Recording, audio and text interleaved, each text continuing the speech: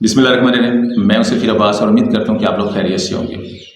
बात करेंगे बांग्लादेश में आने वाले इनकलाब के हवाले से कि ये जो बांग्लादेश में इनकलाब आया है या ये जिस कदर प्रोटेस्ट या एहतजाज हुआ है या जितने लोग जो हैं स्टूडेंट जो हैं तलबा जो है वो मारे गए। मीडिया में तो खैर 200-300 का जिक्र हो रहा है, लेकिन मुख्तलिफ रिपोर्ट्स में खबरों के हवाले से पता चला है कि ये कोई 2000 के करीब जो है वो लोग मारे गए हैं। और इन एहतजाज में जो है वो सिर्फ यूनिवर्सिटी के स्टूडेंट ही नहीं बल्कि कॉलेज स्कूल यूनिवर्सिटी के सब स्टूडेंट्स जो थे उन्होंने इसमें पार्टिसिपेट किया।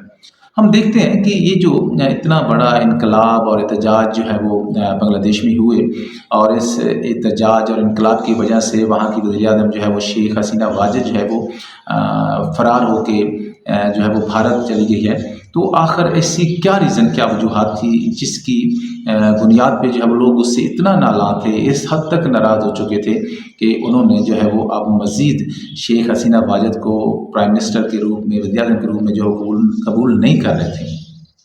और इसके साथ साथ देखेंगे कि ये जो शेख हसीना वाजिद का अंजाम हुआ है, इस अंजाम से काफ़ी कुछ जो है वो सीखने को भी मिलता है। इसमें काफ़ी सबक है। अगर कोई इनसे कोई सबक हासिल करना चाहता है तो इससे काफ़ी कुछ जो है वो हासिल किया जा सकता है। और फिर इसके साथ साथ हम देखेंगे कि बांग्लादेश की इतनी अच्छी मैशत होने के साथ साथ, क्योंकि काफ़ी पॉजिटिव फिगर्स जो हैं वो मिल रहे थे, उसके बावजूद भी लोग जो थे वो शेख हसीना वाजिद से जो है वो काफ़ी हद तक जो है वो नाराज़ थे, जिसकी बुनियाद पे ये इतना बड़ा जो है वो प्रोटेस्ट किया गया, इनकलाब आया और जिसकी बिहाफ पे जो शेख हसीना वाजिद जो है वो इंडिया फरार।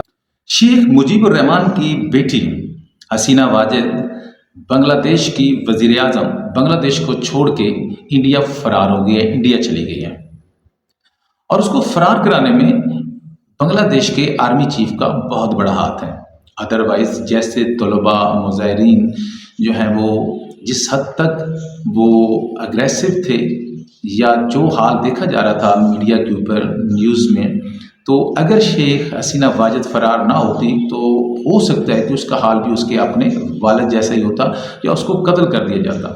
तो लिहाजा उसको फरार कराने में उसके आर्मी चीफ का बहुत बड़ा हाथ है, क्योंकि आर्मी चीफ जो है वो शेख मुजीबुर रहमान की कज़न के शौहर हैं और वकार जनरल जो है उसकी एहलिया और शेख हसीना वाजिद जो आपस में कज़न है।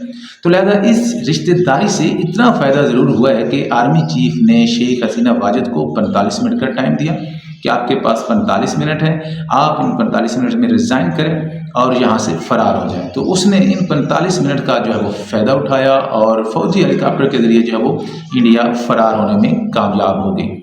और वहाँ पे इंडिया में उसे दिल्ली के करीब गाज़ियाबाद ले जाया गया। वहाँ पे इंडिया के जो है वो इंडिया के नेशनल चीफ सिक्योरिटी एडवाइज़र जो हैं अजीत डोवल ने उनका इस्तकबाल किया।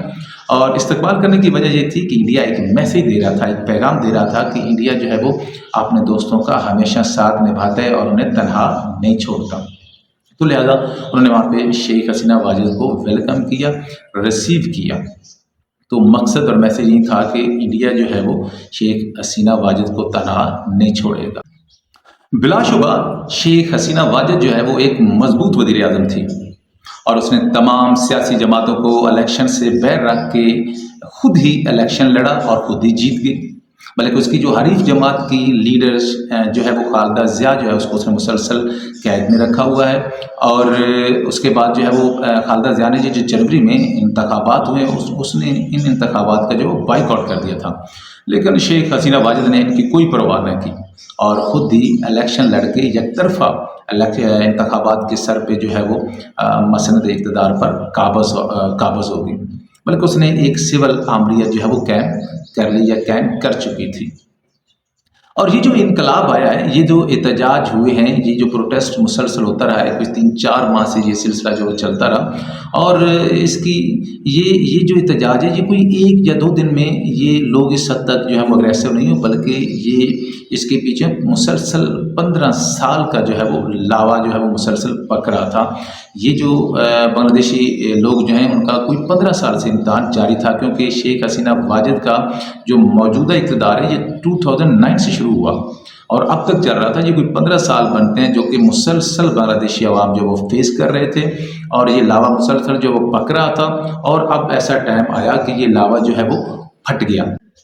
शेख हसीना वाजिद ने हालात ही कुछ ऐसे पैदा कर दिए थे जिनकी बुनियाद पर ये इनकलाब आया। ये इतने बड़े एहतजाज हुए, मसलन इलेक्शन में धांधली, उसके अलावा जो है वो जमात इस्लामी के रहनुमाओं को सजाए मौत देना, खालिदा ज़िया की कैद, और सबसे बड़ा इशू जो था वो 30% कोटा, और इसके अलावा और कई अमूर थे जिनकी वजह से ये इनकलाब जो है वो आया। लेकिन फौरी तौर पे इस इनकलाब आने की या इन एहतजाज की वजह बना कि सरकारी नौकरियों में अवामी लीग के लोगों के लिए 30% कोटा, जो कि ये एक तरह के लोग जो हैं, मुजाहिरीन जो हैं, स्टूडेंट जो, वो ये समझते थे कि ये अवामी लीग के लोगों को नवाजने का एक जो है वो उन्होंने मुस्तनद जो है वो एक ज़रिया जो है जिससे इन लोगों को, अवामी लीग के लोगों को जो है वो नवाजा जाता है। तो बहरहाल ये जो कोटा सिस्टम है, खैर ये तो पाकिस्तान में भी राइज है और आइन के मुताबिक इस कोटा सिस्टम को जो है वो ख़त्म हो जाना चाहिए था, लेकिन पाकिस्तान में भी ये कोटा सिस्टम ख़त्म नहीं हो रहा, बल्कि इसमें मुतअद्दिद बार जो है वो तौसी कर दी गई है। क्योंकि इस कोटा सिस्टम के ज़रिए जो ज़हीन, मेहनती और लायक तालिबात लड़कियाँ और लड़के होते हैं जिनके नताइज बहुत अच्छे आते हैं, वो अच्छे रिज़ल्ट लेने के बावजूद भी अच्छी और आला अहदों पर जो है वो जॉब्स हासिल, नौकरियाँ जो हासिल नहीं कर पाते। तो लिहाजा ये एक सरासर ज़्यादती है उन बच्चों के साथ। दूसरा, आपको पता है कोटा जो होता है वो मोस्टली गरीब तबकात को नवाजने का एक सिस्टम होता है, जिसमें मोस्टली गरीब लोगों को जो है वो नवाजा जाता है। भारत पाकिस्तान में भी कोटा सिस्टम रह जाए, अभी तक जो है वो ख़त्म नहीं हुआ। शेख हसीना वाजिद जिस रास्ते पर गामजन थी, उसने बांग्लादेश की जमहूरी इक़्तिदार को बहुत ज़्यादा नुकसान पहुँचाया और उसने अपने मुखालफिन के खून से अपनी प्यास को बुझा ही नहीं पा रही थी, बल्कि उसकी ये प्यास जो है उसमें मुसलसल इजाफा होता जा रहा था, बढ़ती जा रही थी। इस तरह उसने जमात इस्लामी को बहुत ज़्यादा नुकसान पहुंचाया और जमात इस्लामी बांग्लादेश के जो है वो अब्दुल कादिर मोल्ला को सज़ाए मौत दी, फांसी पर चढ़ा दिया। इस तरह चट्टागांग से 7 बार बांग्लादेश की असम्बली के लिए मुंतखब होने वाले सलाउद्दीन चौधरी को 22 नवंबर 2015 को ढाका की सेंट्रल जेल में फांसी पर चढ़ा दिया गया। तो भारत शेख हसीना वाजिद जो है वो बहुत ज़्यादा जो है वो जालिम और डिक्टेटर जो है वो का रूप जो है वो धार चुकी थी।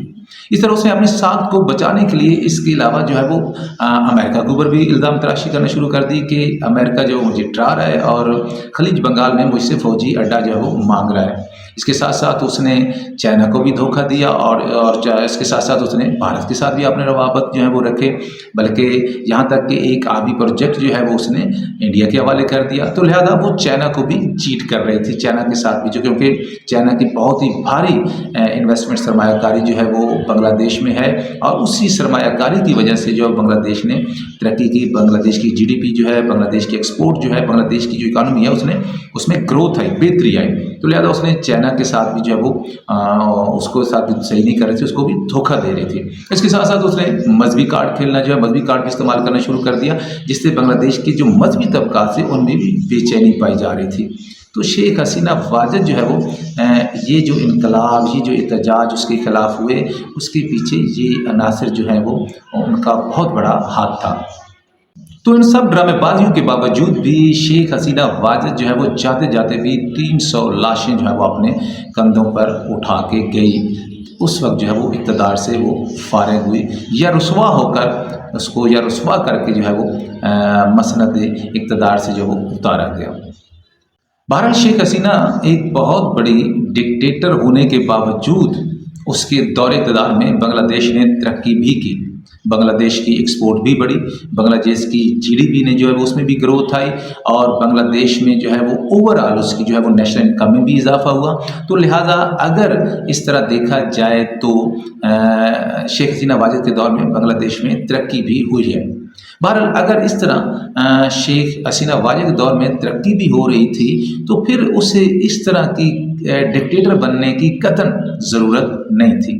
शेख हसीना वाजिद के अंजाम से अगर हम हासिल करना चाहें तो ये सबक जो है वो हमें ज़रूर हासिल करने चाहिए कि इक़्तिदार की ताकत और जबरी रियासत से आवाम को जो है वो कुछ अरसे के लिए तो दबाया जा सकता है, लेकिन ज़्यादा अरसे के लिए आप आवाम को जबर और इक़्तिदार की ताकत से नहीं दबा सकते, मुश्किल है। इसी तरह जो हुक्मरान आवाम की फलाह व बहबूद की बजाय अपनी हुक्मरानी को अपनी जो है वो हुकूमत को मजबूत करने, पायदार करने, लंबे अरसे के लिए लेके चलने के लिए चाराजोई करना शुरू कर देते हैं और अपने मुखालफिन को दबाने में लग जाते हैं, तो हमेशा उनका अंजाम जो है वो अच्छा नहीं होता, बुरा अंजाम होता है। एक और चीज़ जो हमें एक्सेप्ट कर लेनी चाहिए कि नौजवान जो है वो इस दौर की असल ताकत है, और जब नौजवान कुछ करने की ठान लेते हैं तो फिर उन्हें रोकना नामुमकिन है, बल्कि बहुत ही मुश्किल है। और जब नौजवान कुछ करने के लिए चल पड़ते हैं तो मजबूरन फिर उनके साथ बड़े बुजुर्गों को भी उनके साथ जो है वो चलना पड़ता है। और एक और बहुत बड़ी बात जो है वो, पता नहीं क्यों जब एक हुक्मरान जो है वो इक़्तिदार में आता है, पावर में आता है, तो फिर उसे क्यों ये शौक़ जो है वो लग जाता है कि ऑल पावरफुल बनने के चक्कर में जो है वो अपनी हुकूमत या अपना सब कुछ जो है वो गंवा पड़ता है। तो हमें शेख हसीना वाजिद के अंजाम से ये सबक जो है वो ज़रूर हासिल करने चाहिए, और इंशाल्लाह नेक्स्ट टाइम किसी अच्छी सी वीडियो में मिलेंगे। अल्लाह हाफ़िज़।